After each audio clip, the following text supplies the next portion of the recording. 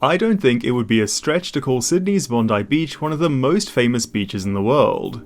It is the most visited beach in Australia, with close to 3 million people descending on its shore each year. However, actually descending on its shores isn't exactly easy. If you plan to drive, well, you're likely to face some pretty shocking traffic.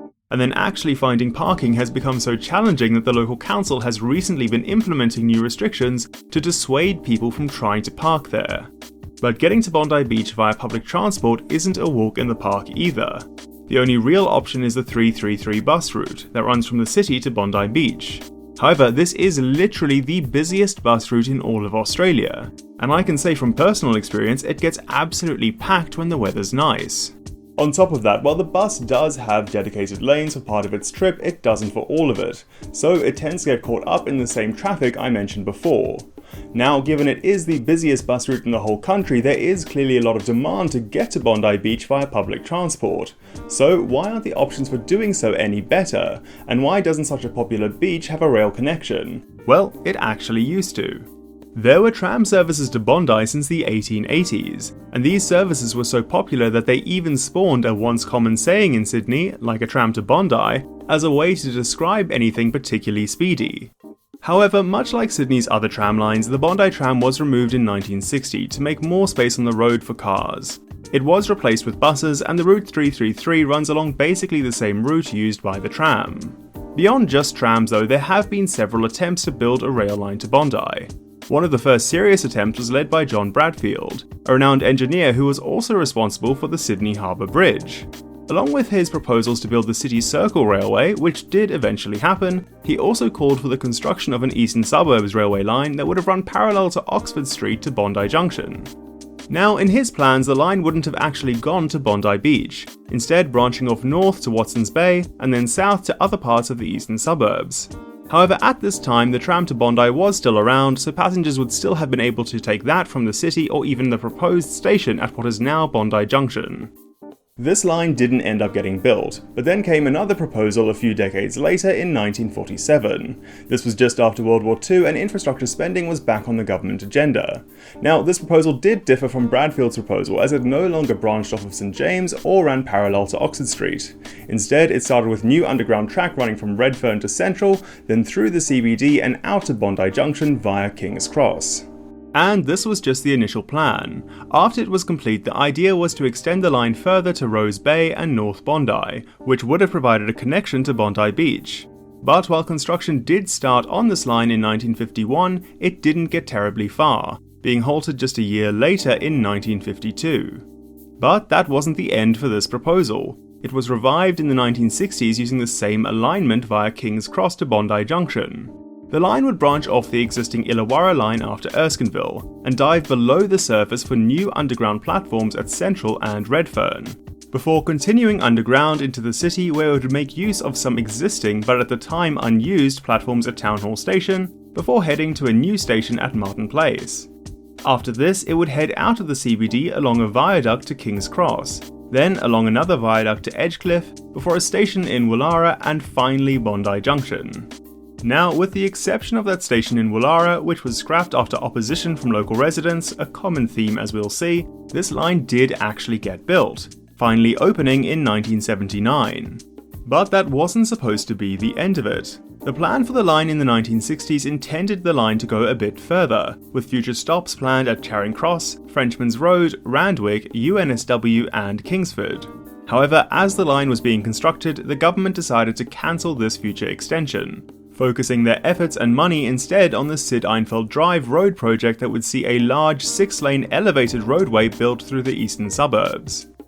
In the 90s, the prospect of extending the line came up again, this time from the private sector. The state government had put out calls for expressions of interest in extending the line from Bondi Junction via a tunnel to Bondi Beach. And these calls were answered by the newly formed Bondi Beach Railway Company, which was owned by Lend-Lease and Macquarie Bank. This proposal got the backing of the federal government and was expected to take just 3 years to complete, with a relatively low price tag of $150 million. It was also expected to dramatically slash the amount of car trips made on Bondi's congested roads by about 1.6 million each year.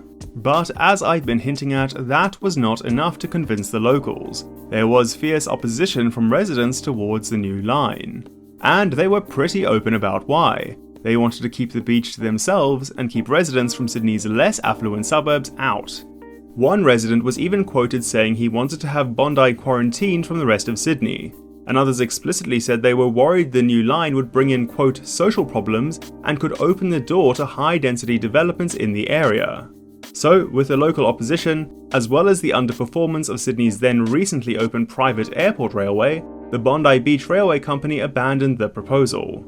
And this leaves us with where we are today, with Bondi Junction Station around 3 kilometers away from the beach and people having to change there for the very overcrowded 333 bus route if they want to travel the rest of the way. Now, to be fair to the 333, it is pretty good as far as bus routes go. It has a turn up and go frequency and does have dedicated bus lanes for at least part of its route. That said, as the busiest bus route in the country, it should be a prime candidate for upgrading. It is pretty common for transit planners to look at the busiest bus routes in a city when planning for the construction of light rail lines or metros. And particularly with the recent revival of light rail in Sydney, there have been some calls to bring back the tram to Bondi. In 2013, Waverley Council, which is where Bondi is located, released a report that called for the construction of a light rail line from Sydney's CBD that would run from Town Hall up Oxford Street, then either continuing along Oxford Street or Moore Park Road to Bondi Junction before following one of 3 routes to Bondi Beach. Nothing really came of this proposal, but the council did have another stab at it in 2017, releasing a report that shortlisted various concepts for mass transit through to Bondi, including dedicated bus lanes, bus rapid transit, light rail, and even a monorail, although, once again, none of this really happened. Perhaps the most recent push has come in 2023 from the City of Sydney Council, which has announced plans to lobby the New South Wales state government for the construction of light rail down Oxford Street as part of an overall plan to turn the street into a, quote, green gateway that would also include the planting of new trees and adding dedicated cycleways. This plan is in the very early stages, although locals are once again popping up to oppose it, with one local businesswoman telling News Corp she was worried about the negative impact it would have on landlords. I wish I was kidding. Personally, while I do think trams along Oxford Street would make sense as an upgrade path for the overcrowded buses, I'm not going to be holding my breath.